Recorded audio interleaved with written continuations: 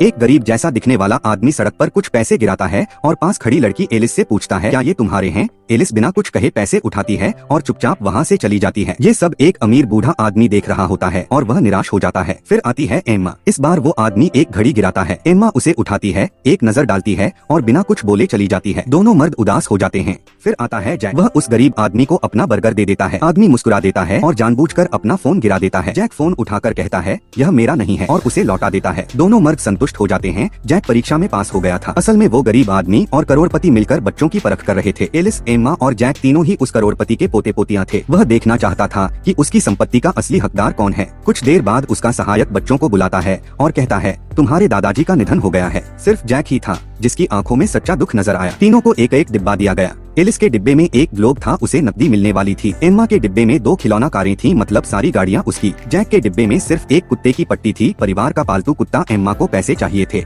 Alice ने मना कर दिया। दोनों में बहस शुरू हो गई। जैक चुपचाप बैठा सिर्फ पट्टी थामे देखता रहा। तभी दरवाजे से उसके जिंदा दादाजी अंदर आते हैं, बेहद गुस्से में। सब कुछ सिर्फ एक परीक्षा थी। उन्होंने एलिस को पैसे लौटाने और एम्मा को घड़ी वापस करने को कहा। फिर उन्होंने जैक की ओर देखा और मुस्कुराए। उसकी ईमानदारी और नेकदिली देखकर उन्होंने ऐलान किया, संपत्ति का असली हकदार जैक ही है। एलिस और एम्मा गुस्से में वहाँ से चली गयी, लेकिन अंत में वही जैक जो सच्चाई पर कायम रहा, सब कुछ उसी को मिल गया।